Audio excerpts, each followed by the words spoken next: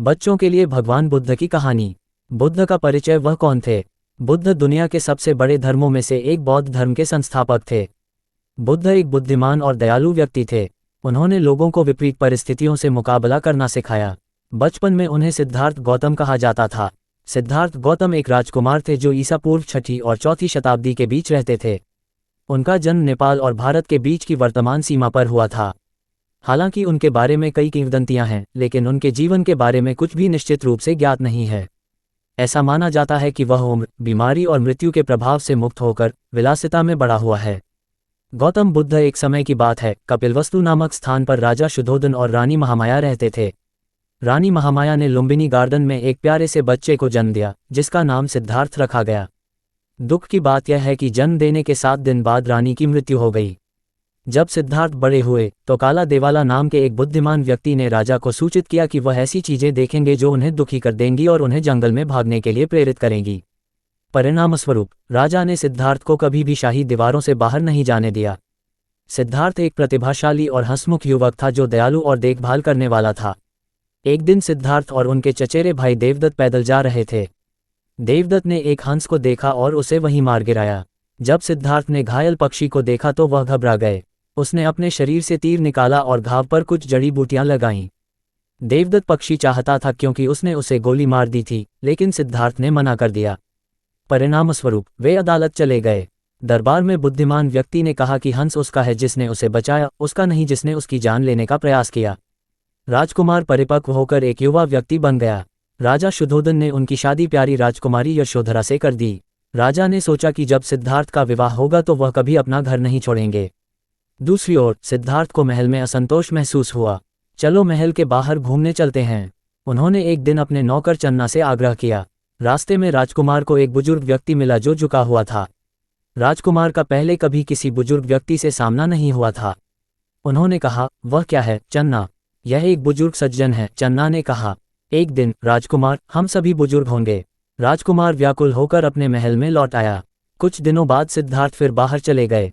इस बार उनका सामना एक बीमार व्यक्ति से हुआ जो पीड़ा से कराह रहा था। वह आदमी क्यों रो रहा है? सिद्धार्थ को आश्चर्य हुआ, उसने पहले कभी किसी बीमार व्यक्ति को नहीं देखा। चन्ना ने जवाब दिया, वह स्वस्थ हैं और गंभीर दर्द के कारण कराह रहे हैं। सिद्धार्थ दुखी होकर महल लौट आए। अगली बार जब सिद्धार्थ बाहर निकले तो उन्होंने देखा कि लोगों का एक समूह एक शव को घसीट रहा है। एक दिन हम सब मर जाएंगे, चन्ना ने सिद्धार्थ को समझाते हुए कहा कि वह एक मृत व्यक्ति को देख रहे हैं। सिद्धार्थ जानते थे कि उनके पिता ने उन्हें इन खतरों से सुरक्षित रखने के लिए महल में रखा था। क्या हम सभी को बूढ़ा, बीमार और मरना होगा? उसे मन ही मन आश्चर्य हुआ। क्या कोई अन्य विकल्प नहीं दिखता? सिद्धार्थ एक बार फिर चले गए। इस बार उसने एक आदमी को देखा जिसका सिर मुंडा हुआ था, नारंगी वस्त्र थे और उसके हाथ में एक कटोरा था। वह आदमी अच्छे मूड में लग रहा था।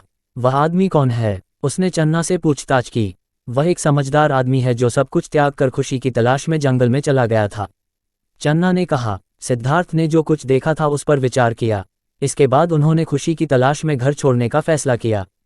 इसलिए एक रात जब उनकी पत्नी और पुत्र राहुल सो रहे थे, सिद्धार्थ चुपचाप अपने समर्पित सेवक चन्ना के साथ महल से चले गए। वे अनोमा नदी तक पहुंचने तक साथ साथ चले। सिद्धार्थ ने वहां अपने शाही वस्त्र उतार दिए। उन्होंने चन्ना को महल में लौटने के लिए अपने कपड़े और अपना घोड़ा सौंप दिया।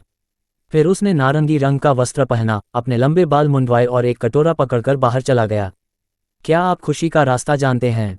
सिद्धार्थ ने मिलने वाले प्रत्येक व्यक्ति से पूछताछ की। हालांकि कोई भी उसे बता नहीं सका। अंत में वह एक बोधि वृक्ष के नीचे बैठ गए और समस्या को स्वयं हल करने का प्रयास किया। उन्होंने ध्यान करना शुरू कर दिया। कई दिनों समस्या को स्वयं हल करने का प्रयास किया। उन्होंने ध्यान करना शुरू कर दिया। कई दिनों के बाद उनकी यात्रा खत्म हुई। लोग उन्हें गौतम बुद्ध के रूप में संदर्भित करने लगे क्योंकि वह एक ज्ञानी व्यक्ति के रूप में परिपक्व हो गए थे। बुद्ध सभी जानवरों का पालन पोषण करते थे और उनके साथ दयालुता का व्यवहार करते थे। उनके ईर्ष्यालु चचेरे भाई देवदत्त ने एक बार बुद्ध पर हमला करने के लिए जंगली हाथियों को भेजा।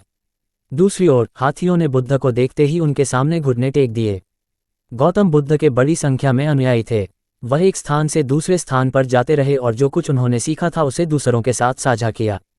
उनके शिष्य संघ समूहों में विभाजित थे। उन्होंने इस बात की वकालत की कि जो कुछ भी उसके पास है उससे संतुष्ट रहकर और सभी प्राणियों के साथ दयालुता का व्यवहार करके आनंद प्राप्त किया जा सकता है। जब बुद्ध कपिलवस्तु लौटे तो उनके पिता, पत्नी और पुत्र के साथ साथ कई अन्य लोगों ने उनका स्वागत किया। आनंद, उनके रिश्तेदारों में से एक, बुद्ध के समर्पित अनुयायी बन गए और उनके बड़े होने पर उनकी देखभाल करने लगे। बुद्ध अगले 45 वर्षों तक उपदेश देते रहे। उस समय वह पहले से ही 80 वर्ष के थे। अंत में कुशिनारा में वह साला पेड़ों के नीचे लेट गए और अपनी आखिरी सांस छोड़ी। निष्कर्ष, बुद्ध ने टिप्पणी की, इस दुनिया में नश्वर लोगों का अस्तित्व परेशानी भरा, क्षणभंगुर और पीड़ा से युक्त है।